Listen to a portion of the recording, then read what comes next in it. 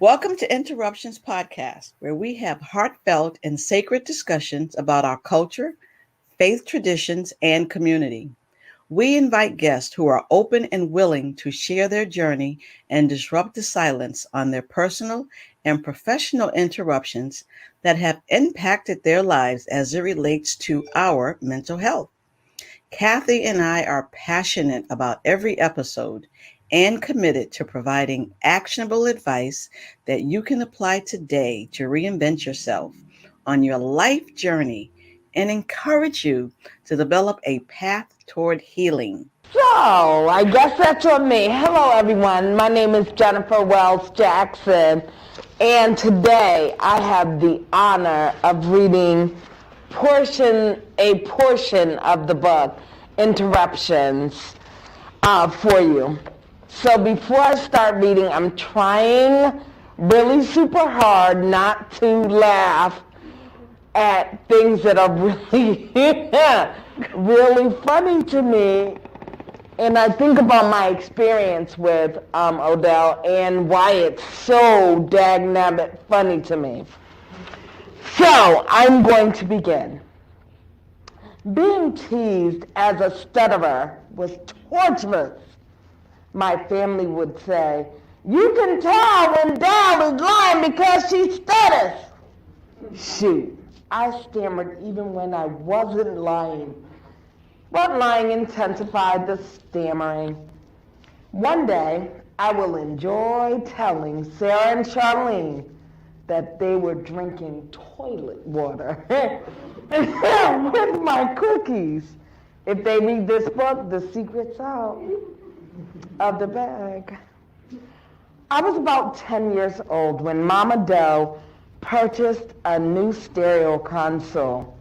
It looked like a wooden dining cabinet, and the entire lid lifted up and revealed the record player and knobs to adjust the volume and bass.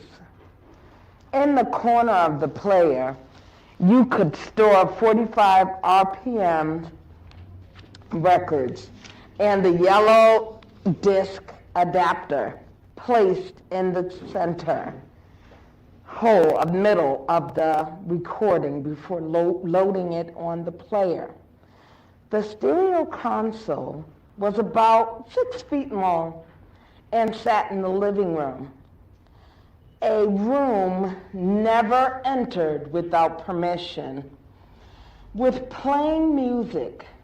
music playing, the tea set was put away to make room while Charlene taught us new dances. Charlene and Sarah pretended to be either the Jackson 5 or Diana Ross and the Supremes. They would stand in open space between our beds in the middle of the room, singing and practicing new dance steps. Because I stutter, they would not allow me to join their group. My assignment was to turn up the music, to change the records for the next routine. Every weekend, I asked to join the group. Charlene replied, "No, you can't sing because you stutter." I dreaded just sitting on my bed or changing the records while watching Sarah and Charlene's show. Trying to intervene on my behalf, Mama Dell came into the room one day and asked Sarah and Charlene if she could find a song to sing. Would you let her be in the group? Charlene chuckled and said, "Sure." It was clear she did not believe that was possible. Then one day turned out to be different. As usual, I came home from school planning to go into the bedroom to change my clothes before the singing duo began their performance, with me as their lone audience member. As I walked into the apartment carrying my school bag, Mama Doe said, "I put something on the bed for you." It was a 45 record. picking it up. I read the label and the name of the artist, neither sounding familiar or even interesting. Who is this man? I wondered. What is this song? When I asked permission to play the record on the stereo, Mama Doe approved and smiled.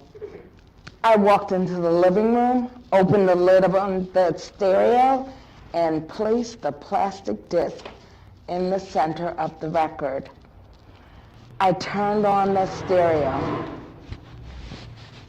and put the needle on the record as it spun on the turntable and the music played. I sat next to the stereo so I could hear the song. It started with a drum solo and did not have much of a dance beat. However, something compelled me to listen to the entire song. Then it happened. Magic echoed from the speakers. The artist was Elton John, and the song was Benny and the Jets.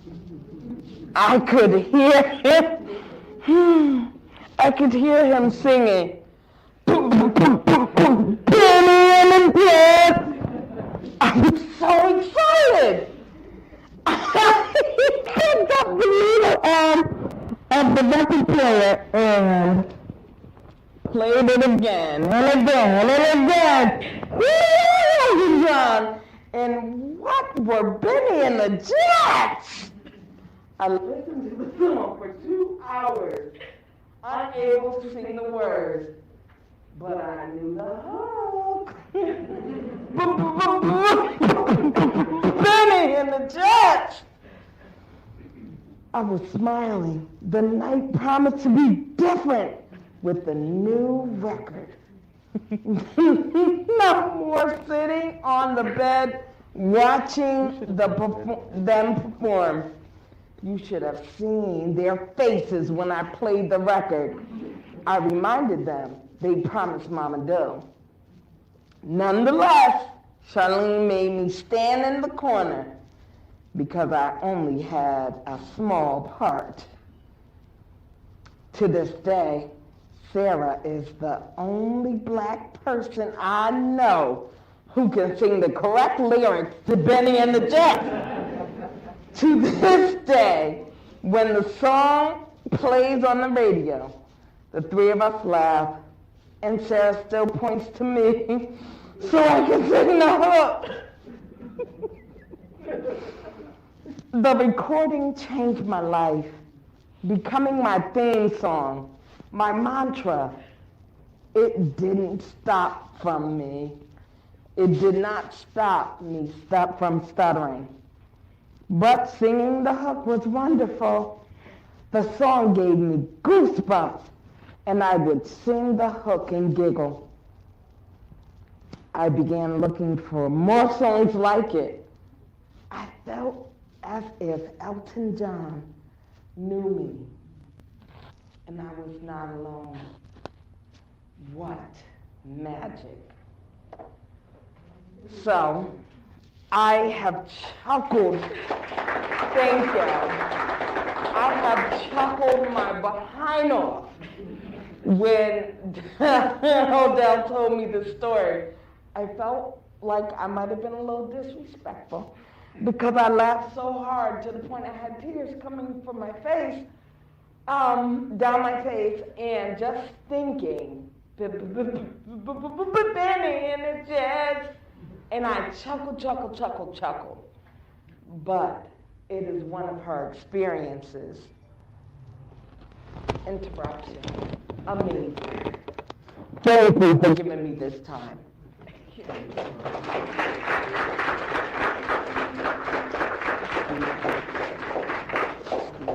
Sorry. Hello, everybody.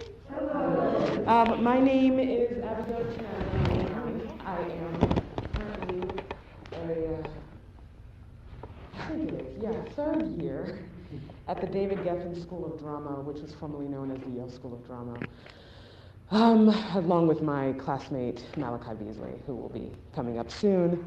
I started reading this book yesterday, and Odell, it's really nice to get a little glimpse into your life. Like it's really nice. I know that we worked on Interruptions together, the play, but to hear the book version is like, it's transformational. It just kind of, it's like a glimpse into, I feel like a little fly on the wall through this book. So I'll be reading an excerpt from page 42 to 41 to 42. Nana came into the room during the call and overheard the conversation. When the call ended, she responded, "I am sorry you found out like this, but your mother asked us not to tell you." Sitting on the edge of Nana's bed, I was confused. My mind began racing back to my mother and daughter conversations and her stern admonitions. Eat your vegetables, sit up straight, and never live with a man. It now made sense. Nana reminded me of the love and sacrifices mothers make for their children. It's something that you will never understand until you become a mother. Your mother loved you, and your birth changed her life, Nana explained. Everything was about you having the best she could offer. Do not judge her. She loved you. Hurry up and finish school and make her proud. When I returned to Howard the next day, I marched into my dean's office and changed my major from nutrition and dietetics to food and nutrition. I met all the science requirements for this new major, did not have to take organic chemistry, which is a really hard class, y'all. Just That is ridiculous. I should know. And now could concentrate on culinary and management courses. My mother was gone, and remaining in that major was a huge burden to carry.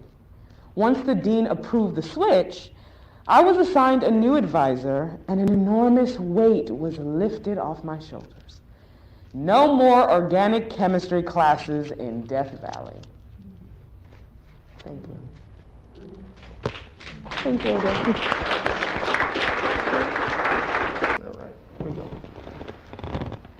Hello, my name is Malachi Beasley. As you heard, I'm a third year at the Yale School of Drama, now known as David Giffen School of Drama. And I had the privilege of working on Interruptions, the play, with Odell, and it was a blessing. And I learned so much and was thankful to be able to experience through her eyes with her text. And as I was reading her book, and even just hearing that insert, I just thought, wow, she's an artist, you know? Like, she started with Benny and the Jets, and one thing that an artist can do is make you relate to the information that they're providing. But the one thing you have to do as an artist is be able to listen. And I think she does a wonderful job at listening to what the world is providing her. And I'm going to read an excerpt about that very moment that she decided to let it in and let it go through rather than hold it in. And I think that transparency is something that I aspire to, and we all aspire to. So, here we go. The following day, I found myself sitting underneath my tree again when a text from my neighbor arrived reminding me about a fundraiser event for a new mayoral candidate. I decided to attend but wanted to arrive late. While I was mingling with people, I recognized a friend I had not seen in years.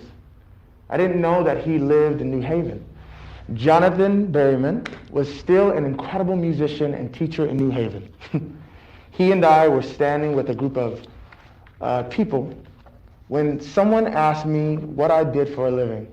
This time, I had a better response. I'm reinventing myself. Most of the people smiled and laughed. I changed the topic to avoid any further questions before I left the event. Berryman cornered me and wanted to know more about my response. He wanted me to explain what I meant by reinventing myself. Because we were Facebook friends, he knew about my son. I didn't have to provide all the details. But he wanted details of my healing. Before the conversation ended, Berryman suggested I share my story. People need to hear your story. You could help someone else on their journey. I was adamant about not having the aptitude for writing a play or a book. But you know people who can, he replied. Before we left the event, Berryman had convinced me to text a mutual acquaintance to explore ways to share my story. In the next month, Berryman, Alta, and Rev Anderson were sitting at a kitchen table, strategizing how to tell my story in a stage production and in a book form. The four of us met for months afterwards, defining roles, partnerships, and resources. One of my strengths was that I was persistent and eager to learn. They coached me through the process of being a playwright, and I began networking and applying for grant funding. God sent me other coaches and mentors who were experts in their fields of PTSD and mental health to volunteer their time. In the summer, Tim Rayner, now Dr. Rayner, and the executive director of the School of Professional Studies at the University of Bridgeport, called and offered me an adjunct contract for the summer. The title course was A Pursuit of Happiness. I would be teaching from a book entitled Authentic Happiness by Martin E.P. Seligman, PhD. My challenge was to adapt my teaching style to the new topics and concepts and to deliver the curriculum flawlessly. I still had difficulty with my reading and writing skills. To compensate, I ordered an audiobook and highlighted the key points in hard copy. The makeup of the class was 22 adult students from various backgrounds. Some had been in prison, others were veterans, working mothers and fathers, survivors from the Haiti earthquake, and wealthy students from Saudi Arabia who had never worked a day in their lives. All had experienced some level of trauma in their lives. On the first day, I explained the course outline and assignments. One student kept questioning me about the final project, which was blank on the outline because I had not decided how to end the course. During my explanation, I told the student that I wanted to teach them how to deal with the interruptions in their lives. We would utilize the information in the book and through discussion with each other to discover that there was lessons learned from their childhood, friendships, family, relationships, faith, and education to be resilient and to rebound after a traumatic interruption. While teaching the course, I realized God was teaching me the same lesson. Thank you.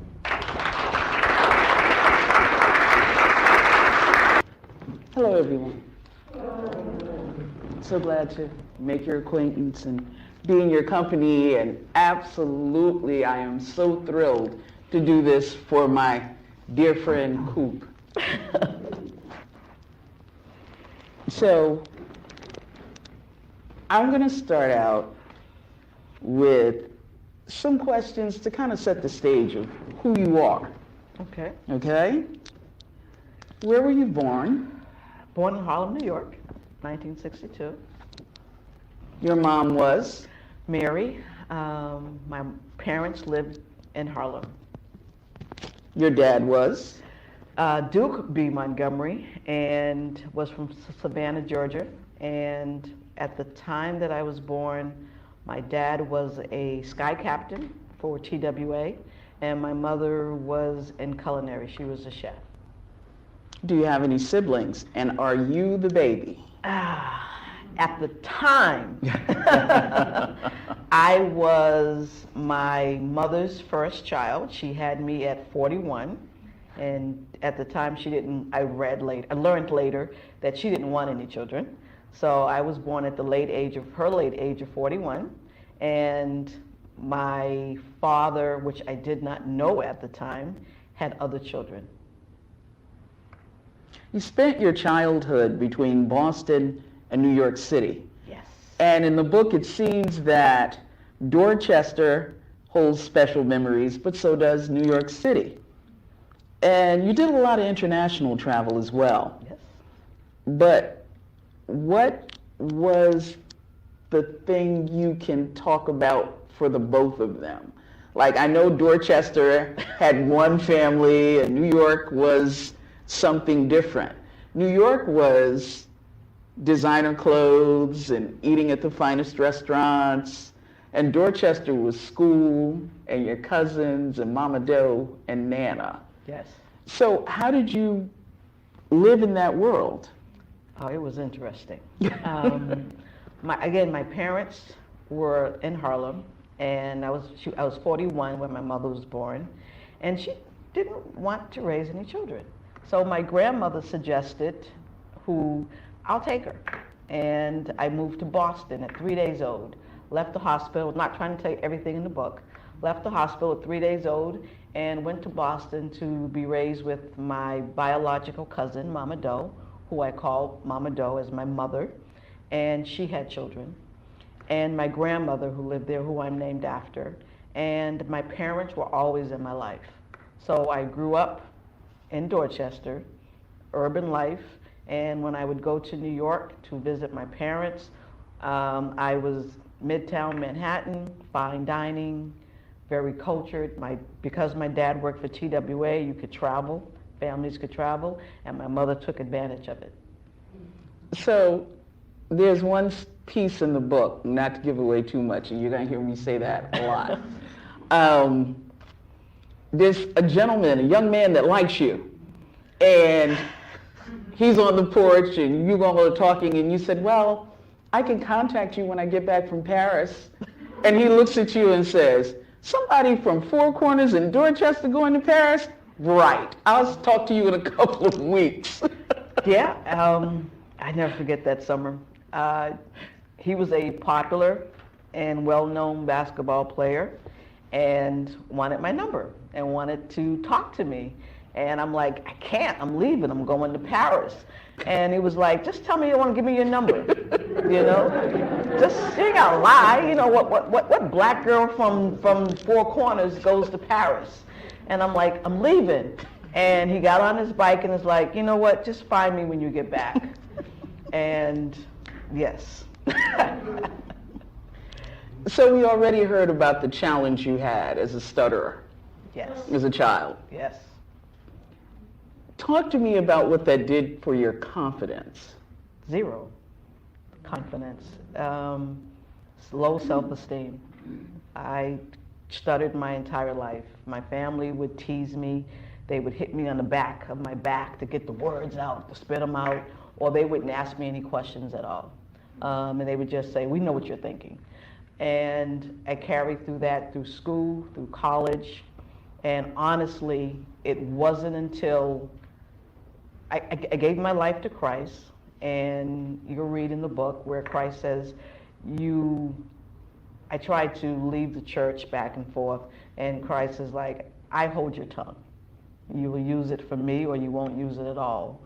And it's like, okay. And then the confidence of really being me was when I went through the CLP training locally and worked with the group, and the group was like, you stutter? And had not noticed it, and it was there of me sharing and talking about it that my confidence really came to be. So you graduate high school. Yes. You go to Pratt Institute, New York City, where your major was? Food and nutrition. Okay.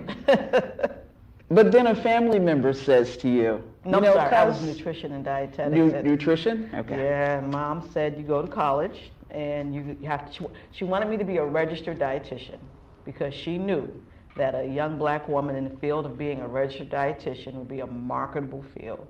And she said, and that's what you do. And back then, when they paid the bills, that's what you did. Right. You didn't question. You went to college. You went to school. Went to school. But your cousin said to you, Pratt Institute is wasting your potential. Yes. You don't need to be here. Yes. I thought I was having a good time. I mean, I left Boston, and I'm in Brooklyn, and I get to go hang out. And I remember meeting some very close friends that were in sports, and I was like, "Ooh, I want to go to a party," and they were like, "What?" I'm like, "I want to go to a party," and I'm like, "What are you talking about?" And they're looking at me, And I'm like, disco 45. And they're like, oh, a party. They're like, if we take you, don't talk. And take off all these gold chains, but you can't talk, all right? Just smile at people. So I had this deep Boston accent, and I got the opportunity. I was having fun. I would go to plays with my mother, and I'd go to Studio 54, the garage, and I was having a great time. Sorry, dear. But your cousin said, I was wasting my time. He says, you're partying too much. And he said, I need to take you to Howard University. and you were highly insulted. Yeah, because I knew everybody at Pratt. I worked in the athletics department, and I was in the co-ed dorm. I was friends with the basketball players, the track team. I was active, I'm sorry, dear. She hasn't read the book. Okay. You're in for a treat today, Jackie. So I was, for me, life is good. But he said, you're wasting your time here, and wanted me to go to Howard University. Spring break, we go to Howard University. And what convinced you that that was the place for you? What convinced me? Mm-hmm. When I arrived at Howard on campus, spring break, I had not seen so many positive black people, young black people that looked like me in my life in one place. It was like a different world. And the men were fine. And I was like, HBCU life. sign me up. There were all different hues, heights, shapes. I was like, sign me up. And at the time that I arrived, it was noontime, and they were stepping on the yard. I had never seen fraternities and sororities step in person, and I was mesmerized. I went from one group to the next, and my cousin was in banking, and he was in Alpha, and Alpha Phi Alpha fraternity, and then he started stepping, and I'm looking at him like, what are you doing? You know how to do this? And he was stepping, and all of a sudden another crowd come up, and the crowd would leave. They go to the Kappas, they would go to the AKAs, and then all of a sudden, from nowhere comes the colors of red and white. These women walked on the yard in red and white, and they were like 72 women stomping, ooh. So I said, what is this? Had never seen it before. I was mesmerized. Sign me up. But it wasn't the women that said sign me up, because the women were I was intimidated, because they were just beautiful. I had never seen so many beautiful black people of different shades of color before, and they were college students, but it was the men. No doubt. It was the men. Really, Michelle? I know. Told it. You answered the question. And you can see how much they are alike. But before you got to Howard, you had your first interruption. Yes. Don't ever do this. I lied to my mother, and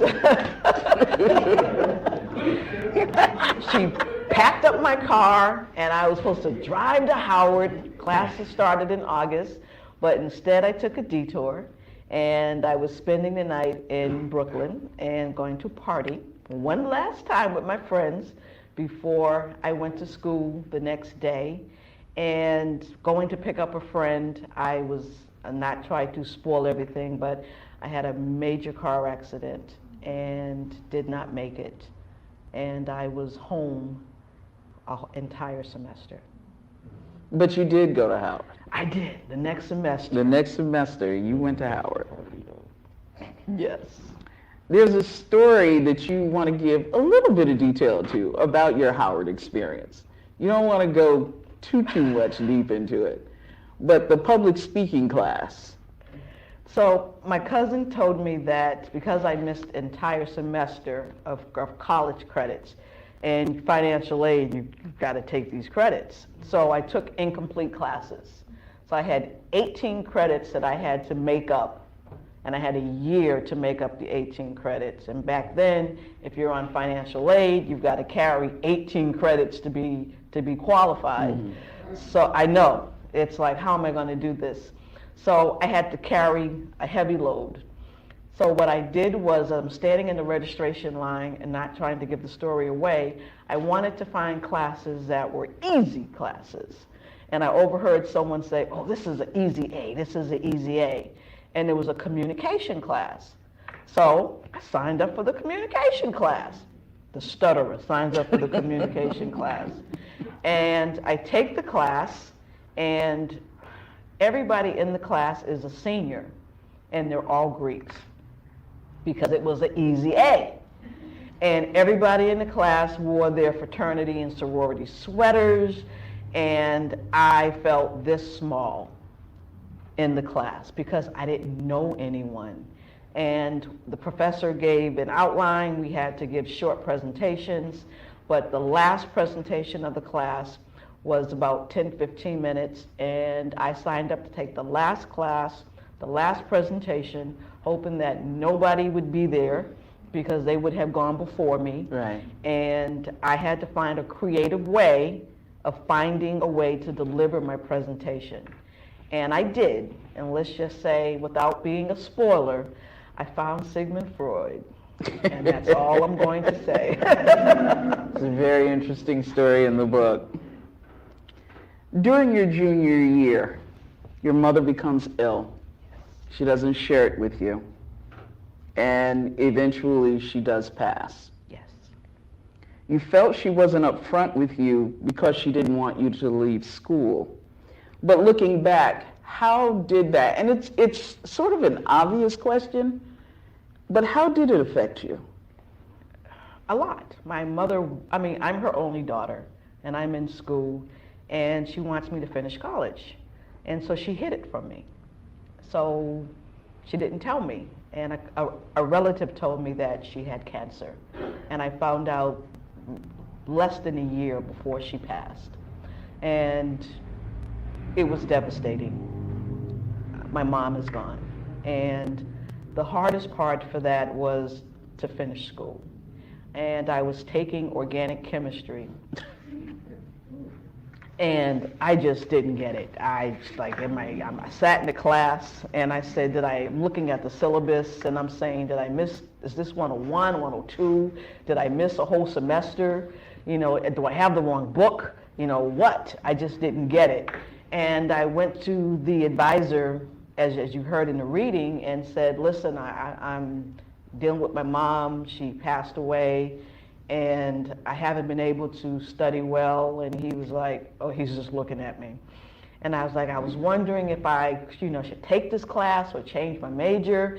And he's like, Odell, I support you changing your major. He said, because at this point, you owe me points. And I was like, I don't owe you points. But that's how bad I was in organic chemistry. So he encouraged me to change my major. And what it has done for me moving forward is with my family is we don't lie about our health. I don't care what it is. Whatever I have to go through, what we're doing, don't lie about your health. Be honest. And that's something in the Black culture we have hid from our families. We don't talk about our health issues. So we don't know, I don't know what I've inherited. I don't know what my parents went through, what they carried, and I didn't want my children to do that. So we are honest about our health. We'll get back to that. You graduate Howard. Yes. Accept a slot in the Willard Straight dining program at Cornell University in Ithaca, New York. Yes. 3 significant things happen. You give Cornell its first taste of soul food. Yes. You become a member of a sorority. Yes. And you meet your future husband, Michael Cooper. Yes. So, first of all, how did you bring soul food to Cornell? Cornell University was very big on Cornell dining, five-star dining. They did cross-country gourmet dinners. They would find the five-star restaurants all over the world, bring their chefs in, and every restaurant, every dining hall would duplicate their hall to look like this restaurant. And they would teach you how to cook, taught the chefs how to make the menu. And you would dress up. And everyone would go through training and all this great and wonderful stuff. So they knew five-star dining. And my first experience was wonderful. And what I said to my director, I said, I want to do a Black History dinner. He said, it's never been done. I said, I want to offer Black History dinner. He says, we don't do it. I said, can we do it? He said, sure. He says, but you got to find the staff to do it. So the Cornell dining staff at Willard Straight, they supported me. My director supported me. My future husband was there. He was Black and from New York. We had to find chefs who knew how to cook soul food. We had to teach them how to cook soul food. No, not cheese sauce, grate the cheese, collard greens, candy yams, macaroni and cheese, dirty rice, the whole 9 yards. It was a handful of people that we needed to teach. And it was coming along slowly. Cornell has a Black campus on the north side of campus where all the Black students, not all the Black students live, I don't want to call them radical, but just say yes? Okay. The radical students lived, and it was the Ujamaa dormitory. And I went to the Ujamaa dormitory, I met the director, and I said, Joe, can you help me spread the word? I said, I need every student to show up in this dorm, to show up and support this event. And he helped me. We got the word out, and we had the event on a Friday night. Friday night, students didn't have meal plans, correct? On Friday nights in college, they ate off campus. We broke the record. We broke the record. And yes, they supported me in starting Cornell's first Black History dinner, and they still do it today.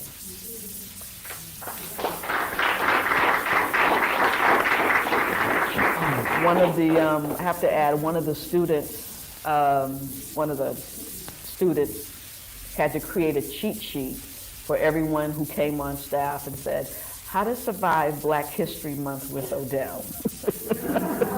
It's like, you better know this and you better know that before you hit the floor, because you're in trouble if you don't. And to this day, they still do it. And you have a plaque. Yes. So I have my plaque from Ujamaa Dormitory. What made you decide that going Greek was a good idea? Listen, I've always, my grandmother wore red, so red was the color. So I didn't have a choice about the color red, let's be clear. All right, red was the color. That's why I get upset with my granddaughter who is pink. But, I ain't got nothing to do with that. But I know, Kathy, I see it. So red was the color. And at Howard University, they were only, and it looks different on every campus, but at Howard University's campus, the women of Delta Sigma Theta sorority were dark-skinned and all different hues. They were friendly. And not that the other sororities weren't, but they were the most open and friendly. They were active on campus. And I saw myself in them and the work that they did in the community. So when I went to Cornell, I thought my choices had, I missed that opportunity. And then after I did the Black History dinner, I was well known on campus and I was well known in the community. And the Ithaca alumni chapter found me and started talking to me, and they said, invited me to the Rush, and it was on and popping, and I joined. I was accepted. You're accepted. I was accepted. How'd you meet Michael Cooper? We worked together. worked together, and we worked together.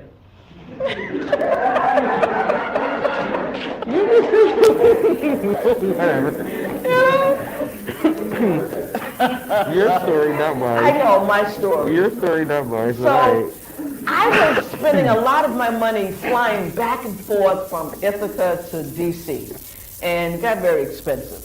And Michael and I worked together, and it just happened. We fell in love. We fell in love. So you get married, Yes. decide New Haven's the place for you because you want to be surrounded by family. Yes. And 2 years after the move, your first child, Hello. Jacqueline Diane Cooper. Wait, really? Yes, The whole government? the whole government. We want Yes. people to know who you are. Jackie is fine. Yes. Jackie's named after her aunt, and there was a lady who worked with me at Yale New Haven Hospital in food and nutrition, and her name was Diane. She gave me a hard time when I started working. She was so mean to me. She said, listen, I can take Marriott. Not meaning You know you. these, not you, honey. Oh. I can take Marriott. I can take these white supervisors telling us what to do. I don't like black people telling me what to do. You're acting like them. So she treated me very mean.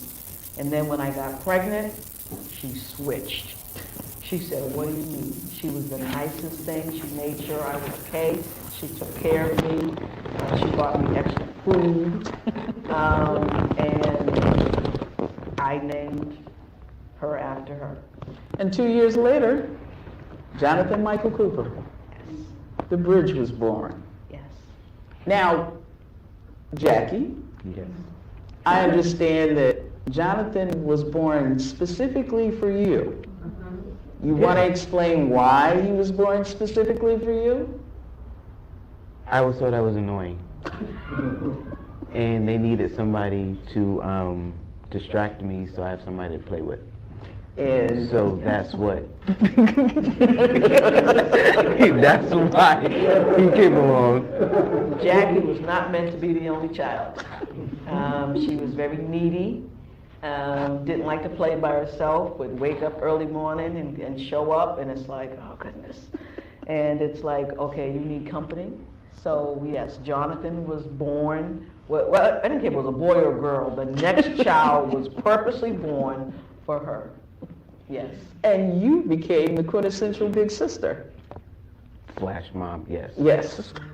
Yes, I did. It is my understanding that you not only told Jonathan that he was not going to heaven, and that if he did not get saved, he would be not in heaven with you, your mother, and father. Yep, he was on straight to knocking on the devil's door. Absolutely. He was on straight to hell. Absolutely. And he raced straight forward towards the altar that Sunday morning, dropped his Game Boy off in the pew, and went straight up there before the pastor finished whatever he needed to say to welcome people down. Yeah. He was standing right in front of the pastor, ready to give his life. Absolutely. And you stood with him, and you got baptized with him. Yes. Yes, we did get baptized together. Yeah. Quintessential big sister. Just doing my duties. So you all were the typical black middle class family. But it seems, Odell, during your childhood, church wasn't something that was involved heavily in your life. No, my grandmother took me to church, went to Grand Amy Church in Boston, but, you know, you fall off, go to college, wasn't thinking about church in college, and Jackie, I want to go to church. I want to go to Bible study. I still don't. I want to go to... I'm not taking responsibility for Yes, that, because she Jackie. still went with it. Jackie, take me to church. Take me to church. So because of Jackie, and I didn't know at the time that I didn't know at the time there was Bible study and Saturday church school. Okay. I just thought it was just Sunday. And for the whole week, I decided not to take her because I was doing laundry. She made my life miserable. I want to go to church. Don't want to go to church. So the next Sunday, we went to church. We went to Living Word Ministries when it was in West Haven. And we started going to church, and she wanted to go to Bible studies, Sunday school. She wanted to sing in a choir. She wanted to do everything. So that's what mothers do. Maya. Yes, I took her to church. But then there was a change. Yes. My marriage, having some troubles in my marriage, and the church didn't fit well with my husband, so he said we need to go to a black church. So where he can have his roots in baptism and be a Baptist church, as he said. But we found Barrack Amy Zion Church in New Haven. And prior to that, my co-worker used to tell me at work, you need to come to my church. You know, you're using your gifts for other people. You need to start using your gifts for the Lord. And I'm like, okay. And she'd walk by my office. She would tell me that all the time. And we got a young pastor at the church, and he's good. You need to come to the church. So I figured it wasn't a Baptist church, but it was AME Zion, and that's where we went. And we went as a family, and we joined. And that's where we met Jonathan Berryman at the church, and my godmother. So yes. So, And you. And Marcel. Marcel. And him. And that's where Marcel, that's where we met Marcel. so you end up at Hartford Seminary. Yes. And that wasn't even supposed to be something long and endearing. You just wanted to have an understanding because you were teaching Sunday school. So Yes. you figured, I'm going to be the best Sunday school teacher they have ever seen. So I'm going to take a couple of courses. I'm teaching Sunday school. Pastor McCorn had me started teaching little by little. So I'm teaching Sunday school, and I asked him one day what was theology, and he says, you need to go to seminary school. I don't know how one ended up being the other. So I went to the Black Ministries program at Hartford Seminary, and I said I just wanted to take Old and New Testament classes. I want to be the best Sunday school teacher that I could be, know all that I could know, and then just go back home. And then while I was in class in Old Testament, and our professor, Dr. Judy Fentress-Williams, is teaching us Old Testament, I didn't know a lot. And I'm flipping the pages, and I'm looking for the love story of Moses. And I'm flipping back and forth, thinking I nodded on it. I'm looking for it, and I couldn't find it. And I'm reading Moses was a stutterer. What? You know, what? This is not Charleston Heston. So, and I'm flipping back and forth, and I could not believe it. And a friend of mine that I ended up meeting there, Reverend Lammy, said, why don't you just stay with me and do the whole year? And my niece had to watch the children for a whole year on Saturday morning so that I can go to school. And she was 16 at the time. And I'm like, what 16-year-old does that? But that's what she did for me, and that's what I did. And you went on to get your master's in seminary. Yes, I finished and she convinced me just to go, and I thought I was done. But I'm hanging out with Reverend Brenda Lammy, and she says, go to the orientation class with me. And I'm in Hartford hanging out on a day. So she said, just go, just sit with me. Next thing I know, I'm signing my name on the enrollment form, and I have to find a way to tell my husband that I am going to seminary school now in Hartford, as well as being a mother and so forth. You can't blame that on me. No, dear. You went completely. You end up at Hartford Seminary, and you end up under the tutelage of Bishop Benjamin Watts. Oh, yeah. So at Hartford Seminary, you have a lot of theological classes that you have to take. And I didn't know what I was asking for, but I had took Islam studies. I had taken, learned about Calvinists, all different voices of theology. And I went to my advisor and I said, I want to know what black people think about God. And he just looked at me. He was like, what? I said, isn't it, we got Islamic studies, we got, white voices for theology. What do black people think about theology? He says, it's called Black Liberation Theology, Odell. I said, well, I want that. I said, how do we get that class here? He said, well, it's not offered. I said, I want that class. I want to take that class. And he said, get me 10 students and I'll find someone to teach the class. I said, I'll get you. He asked for 6. We did 6 in order to have a class. I got him 10 in case 4 decide to join. And we got 10 students. We're sitting in class, and I hope Bishop Watts is not watching, but if he is, he says I always embellish his story, and we're sitting there in the class, and in walks a man bigger than life I had never seen before. Everyone else knew him. He had on some big cowboy boots, and he sat down at the front of the table, and he started teaching us Black liberation theology. But you had a little challenge with him. Really? Yeah. Yeah. Sorry, Dr. Watts. And you know him. So Bishop Watts, you pastors, teachers, that he thought we were in the doctorates program, and he sat at the table and he just started talking to us and lecturing. And I didn't get it. I'm like, I want something different. So the class said, Odell, seeing you coordinate this class, tell him he has to teach differently.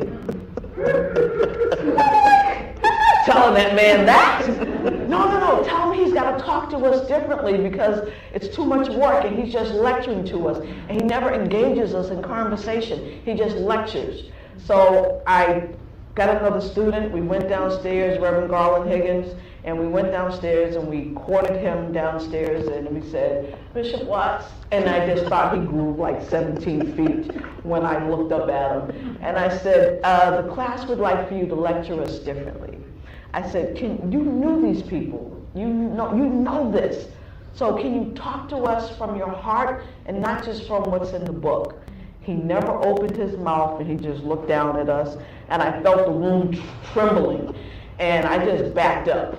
And we ran back upstairs and sat down and they were like, what did he say? What did he say? I said, he didn't say anything. And Bishop Watts came back into the room and he looked at us and he closed the book and started teaching the rest of the class from his heart and from his knowledge, not what just was in the book. He gave us a little bit more. And when I graduated from my master's degree, he was standing at the end of the stage. And I said, I'm not talking to that man because I know he don't like me. But it was then that he shook my hand and I spoke to him and he says, anyone that can challenge me the way that you did because they wanted more, he says, can work with me. And he hired me to be the teacher's assistant in the Black Ministries program. Here's a point for all these little stories. So you married Jens? Yes. But you were doing entrepreneur work, IT? Yes. You want to finish your question? Was that it? No. Okay. I wanted to work with churches and to teach churches how to use technology. It was very big. Yeah, churches needed to use technology. And I was trying to teach them how to use Wi-Fi and have internet. Churches didn't have networks and websites. It wasn't very big back then. And that's what I wanted to do. And Reverend Streets allowed me to come to his church and to help his church. And there were others that we were doing this. And it was a challenge because churches didn't get it. They didn't understand that they needed a website, they needed technology, they needed internet. And it was working with a church in Bloomfield, and Jackie's godfather that I knew from Pratt introduced me to someone here. And what ended up happening is that I was offered the opportunity to teach in a housing project in Springfield. They had a computer lab. And we ended up running the computer lab in the housing authority in this housing project in Springfield, and we taught the community how to use technology. We trained them on Word, Microsoft. We did tutoring after school with their kids so that their children could learn how to use technology. And I'm riding back and forth between New Haven to Springfield. So I had a business partner, and that's what we were doing. And it gets you another job, which makes you financially stable. Yes, because I was tired. I ended up working. I was working for a computer company in Windsor, and contracting. So I was working all over the state in technology. And Alexion Pharmaceuticals, I was teaching there one day, and the staff said, y'all need to hire her. You need to hire her. You need to hire her. I was teaching project, and they offered me the job to come on. The director hired me, and I started working for Alexion Pharmaceuticals when they were in Cheshire in their IT department. So the kids are growing up. Jackie is attending various advancement programs during the summers. John's going to basketball camp or enrichment programs. Your house is full of young people, especially friends of John, Marcel, Damar, and Kenny, or his cousins. So, Marcel, I'm going to ask you this question, because when Odell and I talked about it, she's still mad. So I'm going to say to you, who is, and Jackie, you can jump in here. You can jump in here anytime you want. Who is the law? Oh, man. The law... I ain't got nothing to do with that. Yeah. The law is a group of friends that felt like we were above the law, so we started to make our own laws. Not in a malicious way, but to more create our own path. Mm-hmm. That's what it was. And we wanted to just become like a brotherhood and just have each other back to school. So that's what it really was. And I'm laughing because both of you are like, I don't want anything to do with that, because Odell could not take it. She disdained the rap music that you all were doing. Yeah. Because you all were creating rap and doing videos, right? Yeah. And Jackie had convinced her mother to buy a video camera so that Jonathan can start to make videos. And it didn't go well for a hot second. No, it didn't. Look, I did not tell him to make the video. I'm not responsible for that. Still, nobody wants to claim anything. Nope. After all these years. I didn't. I just knew that they messed up when we came home, because me and my mother went out to dinner. And we came home and they were all in the basement. And they were all sitting around, but the vacuum cleaner was out. It was like, y'all teenage boys, y'all don't clean up And we're like matching outfits. Y'all don't, yeah, they still have the bandanas on their face and everything. It was like, all right, all y'all sitting there, y'all all got bandanas on, the vacuum cleaner is out. I was like, y'all did something stupid. I don't know what it is, but all of y'all did something stupid. And she knew it too, but we just didn't know what it was. Went to school a couple of days later. Jackie, you need to come out of class because your brother did. I'm like, what did he do now? Because I was always saving him in school. Mm-hmm. The teachers would always pull me out of class to save him before they got to her. So this one was viral and it was on YouTube. Yeah, it made it to YouTube and MySpace. That's what made it so worse. And I was like, yeah, I can't help you out with, like, why are you stabbing a teddy bear on camera, bro? In his defense, he was going through a heartbreak. He had a heartbreak. He had a heartbreak. And we was trying to be there supportive. And, you know, he was like, yo, she got me this teddy bear. And we just like, yo, let's stab you, let's stab you. You know, she broke your heart, we want to break the teddy bear. You know, it's cool. And but you videotaped it. Yeah, not our best. Not our best choice. But, you know. So it ended up a little messy. Yeah. It teachers, and then like teachers call and say, Odell, we gotta talk to you, this is what Jonathan did. And I'm like, well, how do you know Jonathan did it? They tell them how they do. How do you know Jonathan did it if they had red bandanas on? So I'm trying to be a mom, trying to protect my child. Well, dummies.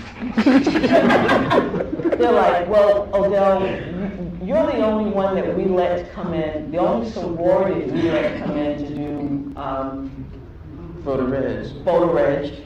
So when they did the video, they videotaped and you could see your sorority symbols all in the background. And they, on the wall are pictures of Jackson and John when they were younger.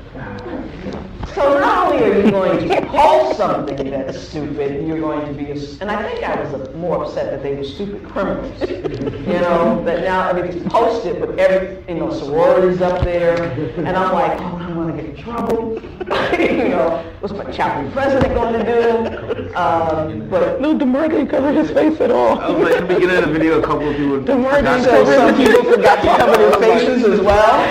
Yeah, we tried to edit that part out, but It didn't work. It didn't. So, Was D-Law banned from your house after that? no. I mean, what are you going to do? You got to have a place for young people to come. And my house was it. And I wanted that to be it. So, good, bad, or indifferent, rap music, I hated it. But it was the house, and I'd rather them be home than in the streets. So, with the stupid music, and Marcel lived there. Yeah.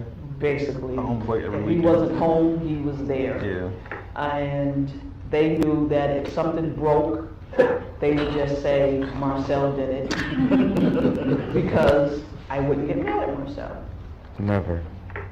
Still to this day, never. Don't know why. I love this because you all are just so, when you all read the book, you'll get more of a feel for this while I'm sitting here giggling, but, Never. So, high school graduations come. Jackie Mine or his? ends up going to FAMU, and John ends up going to Eastern Connecticut. But after a year or two, everybody's back at your house. So, what message did that give you? I was like my mother, go to college. You want your children to go to college, get an education so they could, go to college, get a job, get married, get out of the house. This is life. This was the pattern that I was taught, so that's what I taught my children. I wanted Jackie to have the HBCU experience because I had it. She did not like it as much as I did, and I would never send John there. And John went to college and was never really big in academics, and I didn't think about other options for them. And college is not always an option for our children, but I forced college on my children until the bills came, and I'm looking at C's, and I'm like, I'm not paying for mediocre grades. So, the irony in this is that they followed their parents' footsteps. Both of them went into culinary. Yes.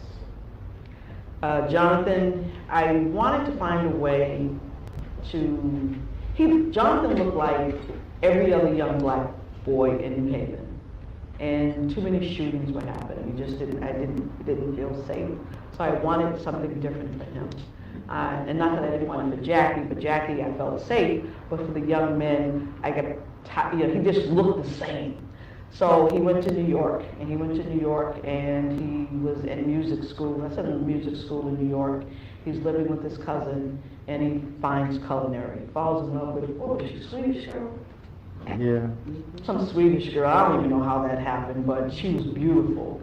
And I'm looking at him like, dude, really? And she was a chef. And he was in culinary, and Jackie ends up, I'm now the director at Concat, and Jackie decides that she wants to go to culinary school, and I could not believe that's what she wanted to do, but she did. So she's in culinary school, I'm the director, we have a friends and family day, and Jonathan came home for that special event. And I gave all this background to have people understand that your family was no different than any other middle-class family in New Haven. That you all were going about your lives when April 23rd happened.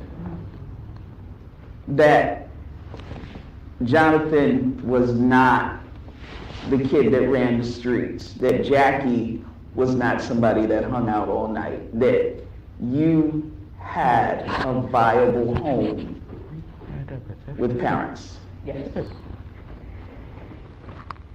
That makes a change for your family, that particular date.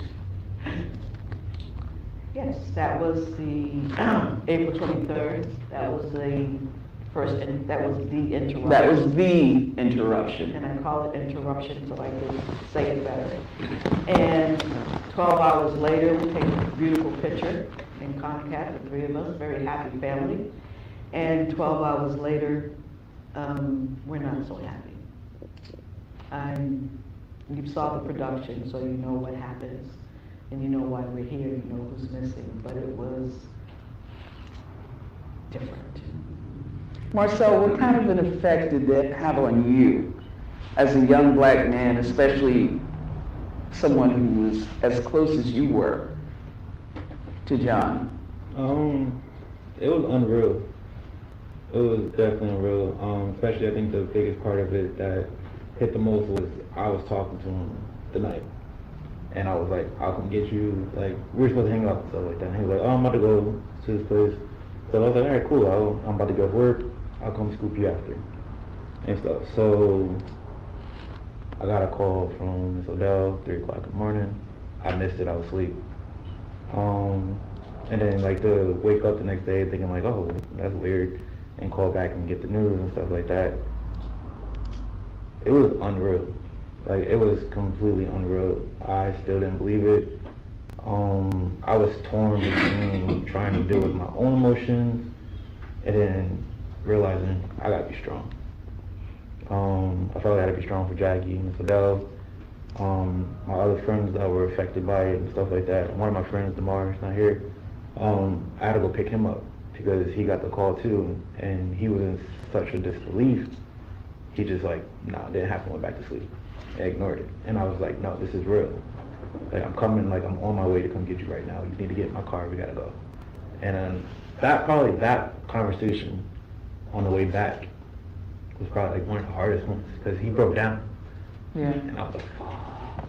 Yeah. Excuse my language, but yeah, that was hard. So, Odell,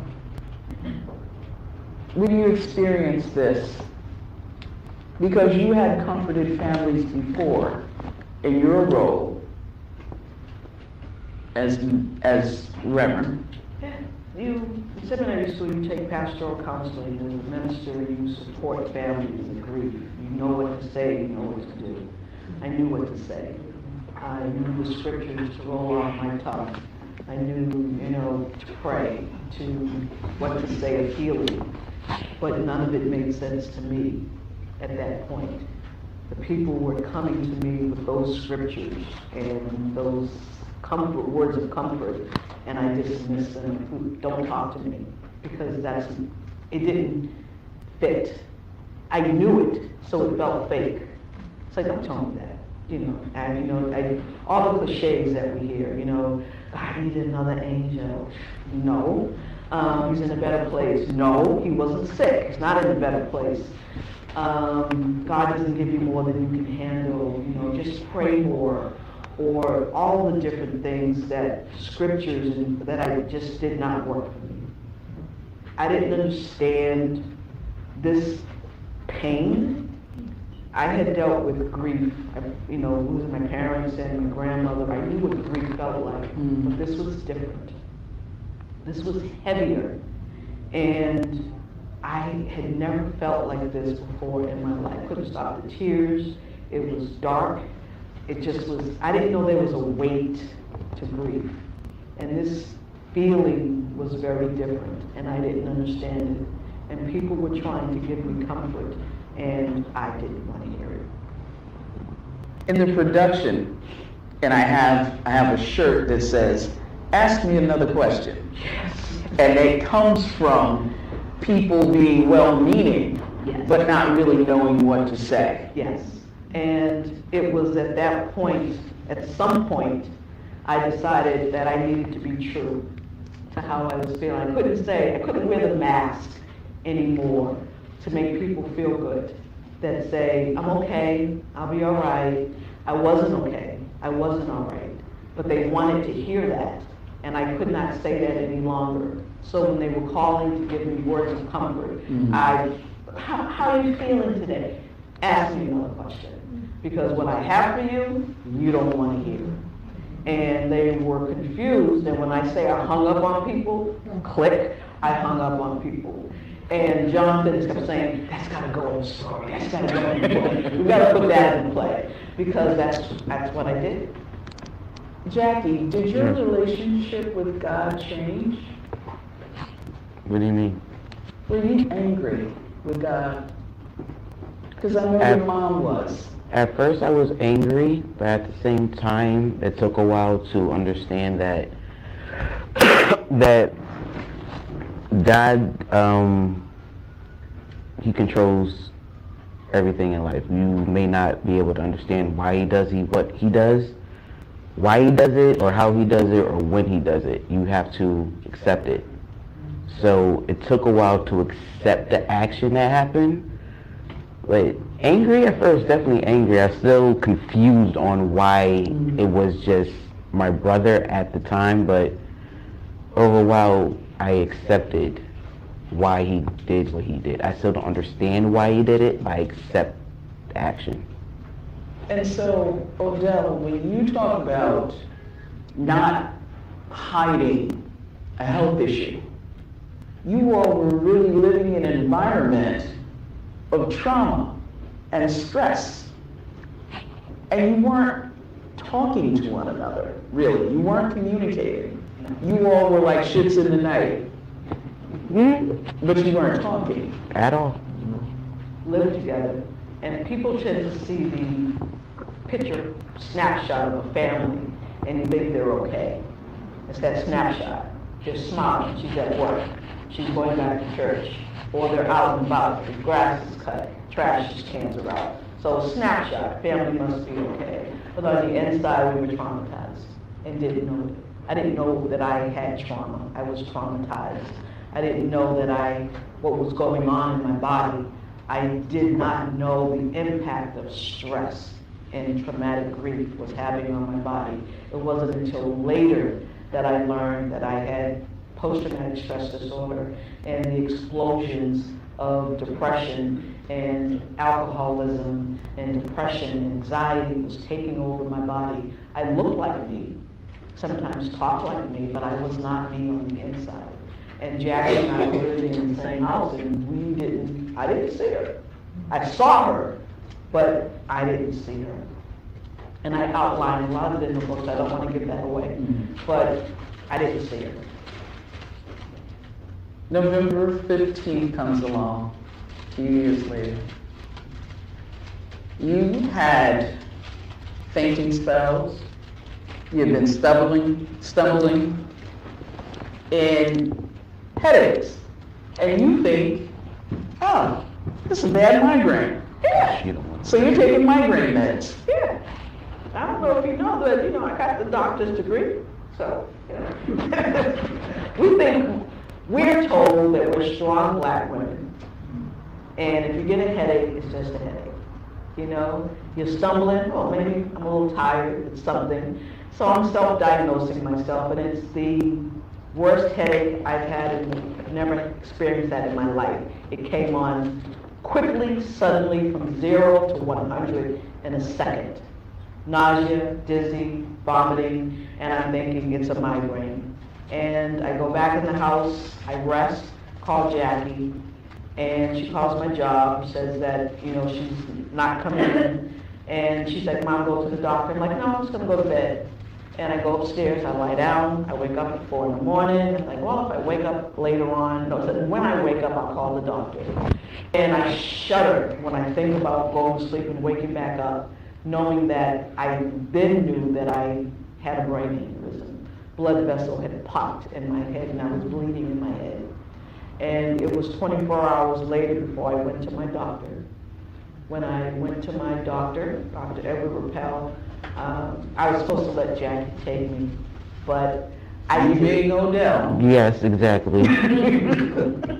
And Jackie even told me, as they're having you in the ambulance, you are texting people, saying, I'm going to Yale New Haven.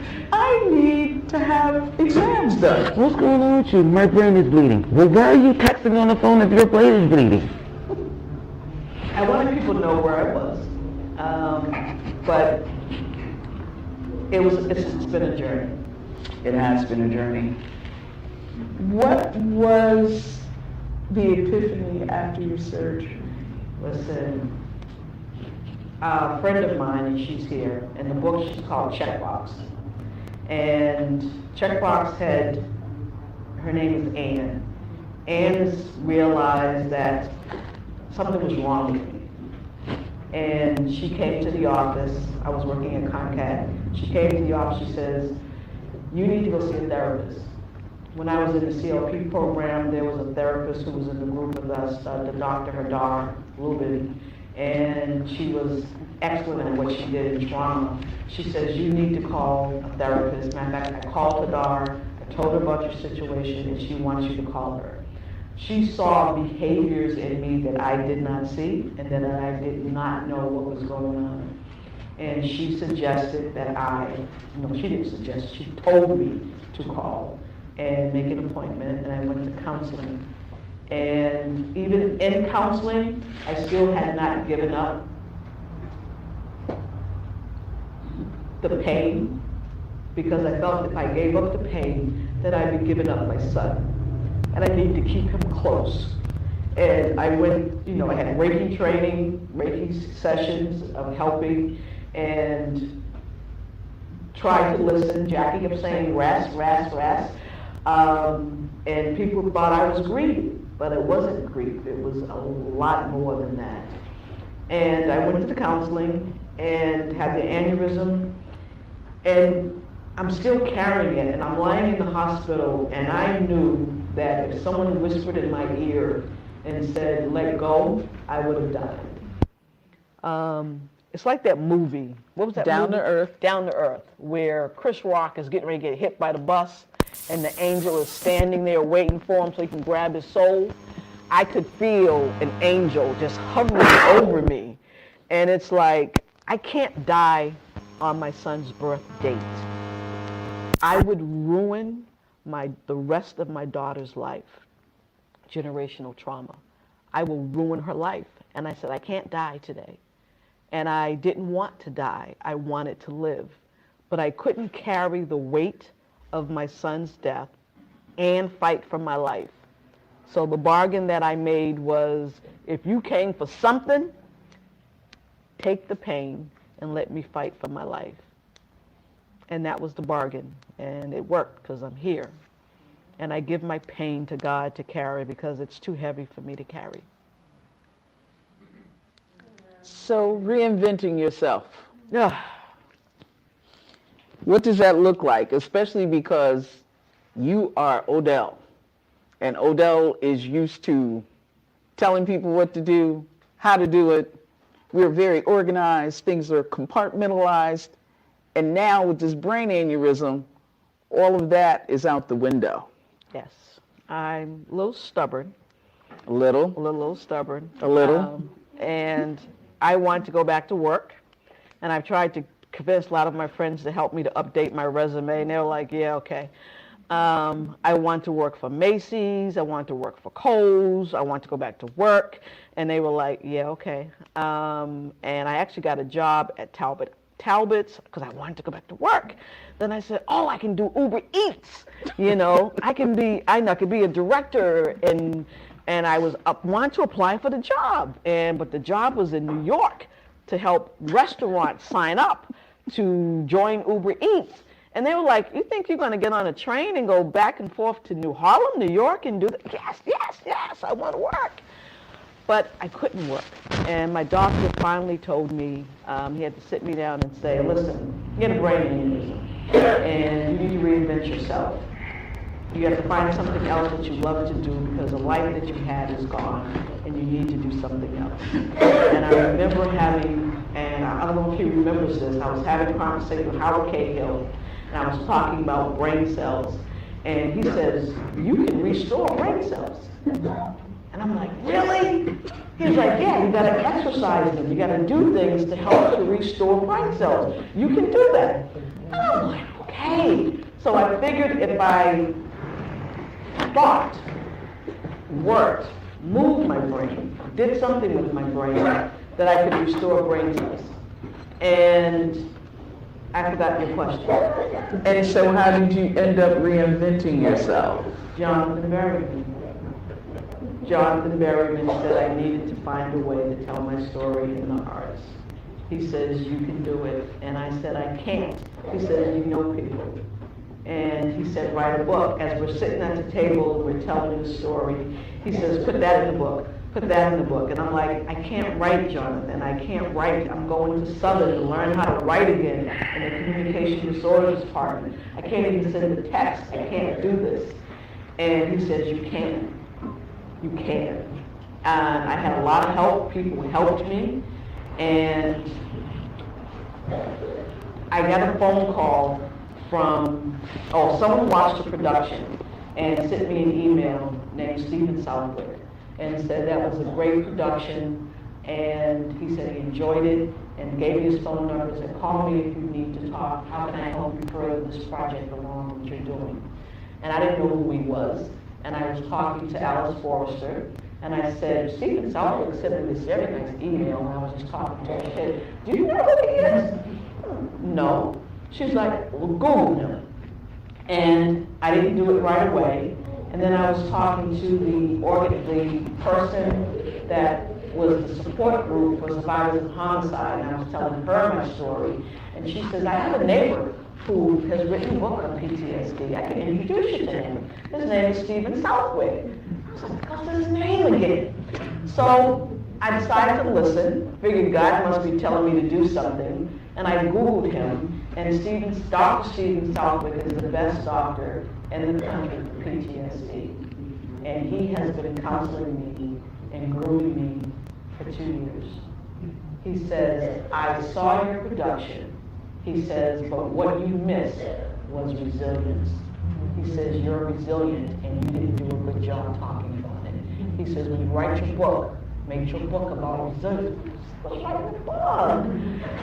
Write a book. And here's a book, and the book is about resiliency. So Jackie, let me ask you, how have you and your mom been communicating? And how are you handling all of this? Has your communication gotten better? That's a lot of questions in one. At first, communication was like a complete communication was at complete zero for us. She didn't realize that we weren't communicating until me and Marcel went upstairs in her room to pull her out of bed. And then Maya started acting out a little bit because Maya is around everybody. Who's your daughter? Oh, yes. You didn't know Maya's my daughter. Maya started acting out a little bit because she was in the hospital. And the other grandmother was in the hospital also, so Maya started acting out. So when she noticed that Maya was acting out, she was like, okay, part of me needs to come back, and she wanted to see what was going on a little bit. So Maya helped tremendously, more than we know. And she serves as the bridge between She is John reincarnated in a female body. She is cracks the jokes, hilarious, dancing. That is John reincarnated. So Maya is our own therapy, and she doesn't even know it yet. She actually stood up in the kitchen chair one day. We were eating. Jackie and I were arguing about forks or something or whatever. And she stood up. She was about 5. And she says, you two need to stop arguing.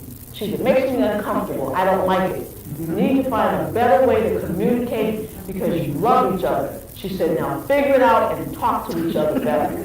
And we looked at her and went, oh. And she was sitting in John's chair, in the chair that John sat in, and we knew that was John's voice. And from that point on, if we need to have that conversation. Our voices are lower, and we listen better. And she's Definitely a lot better than it was before. We don't yell at it. Well, I don't yell at her anymore. Yeah, I don't yell at her anymore, but it's definitely a lot You had better. a job in keeping her in check, because she went to I'm Stevie raising my Wonder, mother. she She's went a to the trip. Dallas Cowboys, she did all these Because she don't listen. She don't listen.